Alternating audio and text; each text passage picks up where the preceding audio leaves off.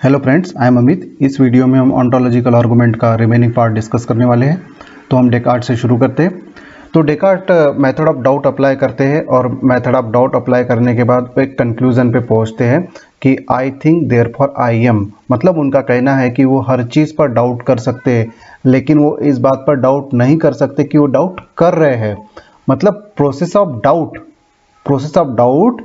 करने की प्रक्रिया, डाउट पर डाउट नहीं किया जा सकता, मतलब दैट इज बियॉन्ड डाउट। ठीक, तो इसी को बोलते हैं वो कॉग्निटिव ergo sum। और वो बोलते हैं कि I think therefore I exist, मतलब मैं सोचता हूँ, मैं डाउट कर सकता हूँ, मैं डाउट कर रहा हूँ इसलिए मैं सोच पा रहा हूँ, और मैं सोच पा रहा हूँ इसलिए मैं एग्जिस्ट करता हूँ। तो वो अपने कॉग्निटिव के अस्तित्व को वो प्रूव करते हैं, ठीक, मेथड ऑफ डाउट के माध्यम से।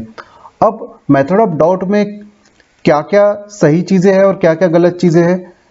तो ट्रूथफुलनेस का क्राइटेरिया क्या रखते हैं वो ट्रूथफुलनेस का क्राइटेरिया रखते हैं कि what is clear and distinct in the mind is true.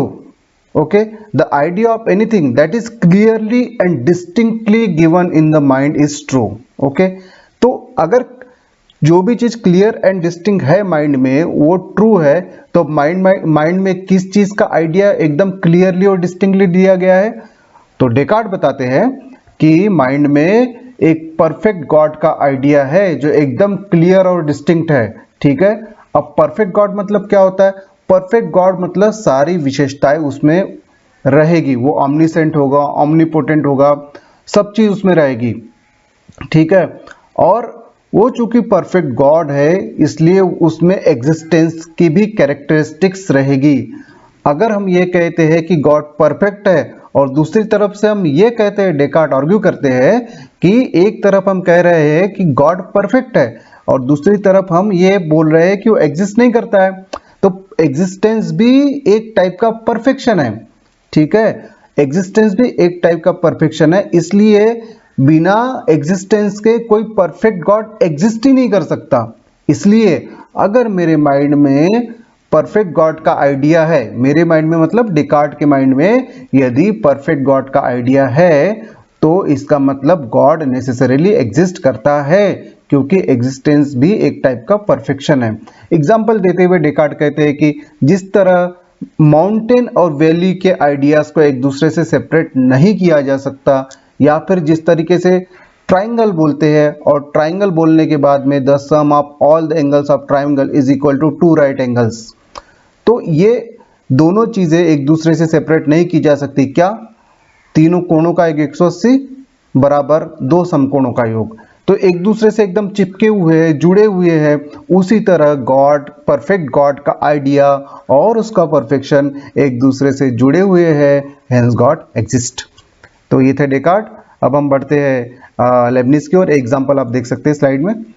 Lebanese का दूसरा वर्जन है, उन्होंने मोनेडोलॉजी के माध्यम से गॉड के एग्जिस्टेंस को प्रूव करने की कोशिश की है। अब ये मोनाड्स क्या होते हैं? आपको स्पिनोजा का सब्सटेंस याद होगा। स्पिनोजा ने कहा था सब्सटेंस मतलब which is in itself and which is for itself, the existence of substance does not depend on any other thing.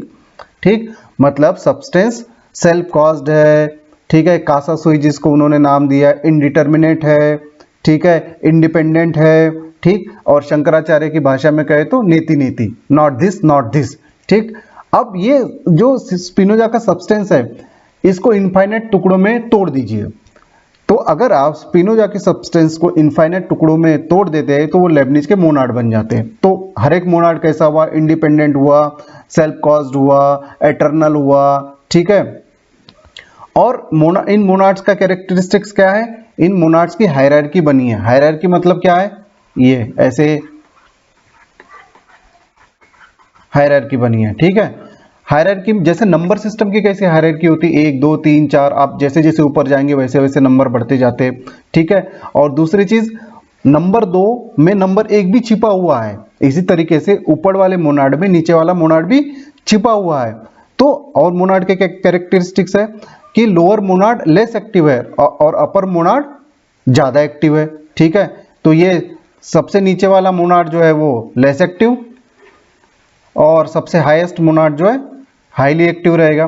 ठीक, और हर मोनाड की दो खासियत है।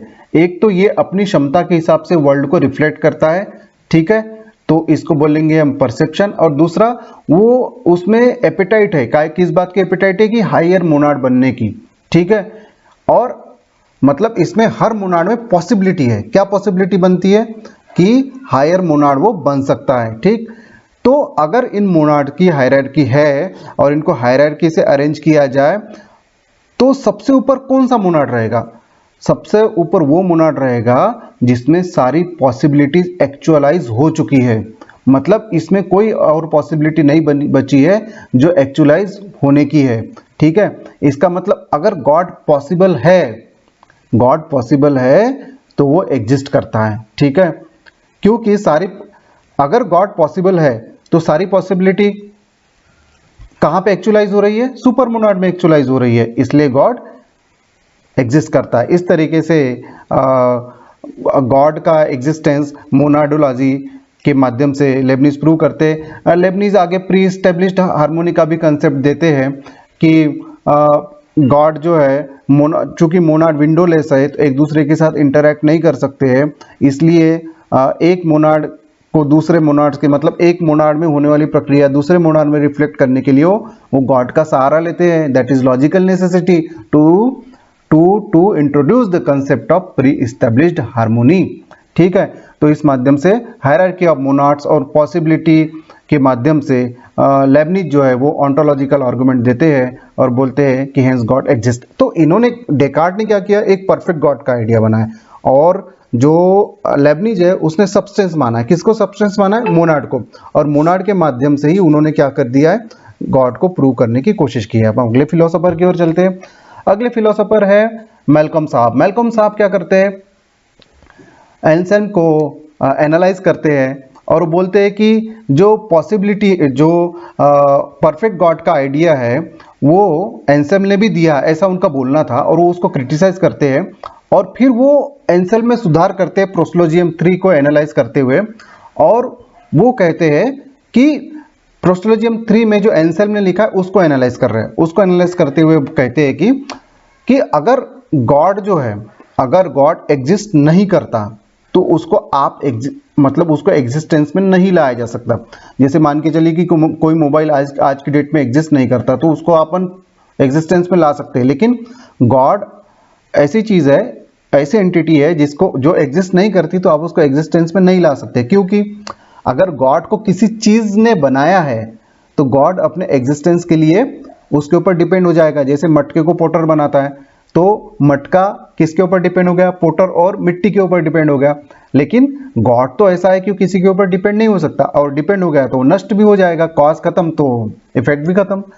उसी तरीके से गॉड अचानक प्रकट नहीं हो सकता। क्यों अचानक प्रकट नहीं हो सकता? क्योंकि तब गॉड में कैपेबिलिटी नहीं रहेगी खुद को क्रिएट करने की। तो गॉड अचानक प्रकट नहीं हो सकता, गॉड को कोई क्रिएट भी नहीं कर सकता, ये स्टेटमेंट ध्यान रखिए। और दूसरे तरीके से गॉड जो है, गॉड को कोई नष्ट भी नहीं कर सकता, क्योंकि नष्ट अगर उसने कर दिया तो फिर लिमिटेड हो जाता है, ठीक है। और गॉड कहीं गायब भी नहीं हो सकता। तो मतलब चारों चीजें, गॉड को पैदा नहीं किया जा सकता, गॉड को नष्ट नहीं किया जा सकता, गॉड अचानक पैदा भी नहीं हो सकता, अचानक गायब भी नहीं हो सकता। अगर ये चारों पॉसिबिलिटी को हम विचार करें तो इसका मतलब ये निकलता है कि गॉड का एग्जिस्टेंस या तो इम्पॉसिबल है, इम्पॉसिबल मतलब वो हो ही नहीं सकता है। लेकिन हमने कंसेप्ट में क्या माना है? एंसेल्म ने कंसेप्ट में माना है कि God is something that means nothing greater can be conceived, और हम ये पहले ही प्रूव कर चुके हैं कि इस चीज का अस्तित्व हो सकता है। मतलब ये स्क्वायर सर्कल की तरह इम्पॉसिबल चीज नहीं है।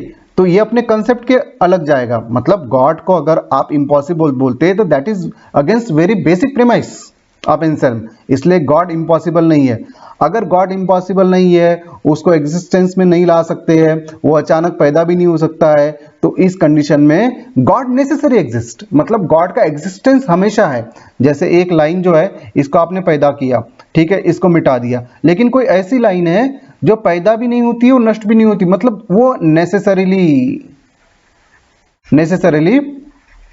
एग्जिस्ट करती है, ठीक है। तो इस तरह से मैल्कम साहब गॉड का नेसेसरी एग्जिस्टेंस प्रूव करते हैं। ठीक है, अब हमने लगभग मेन फिलोसोफर देखे। एक प्लांटिंग का साहब छूट गए हैं, उनको भी आप चाहे तो हम देखेंगे, और आने वाले वीडियो में हम इसको क्रिटिसाइज करेंगे इस आर्गुमेंट को। तो अगर आपको वीडियो पसंद आता है तो लाइक और शेयर करिए। Thank you.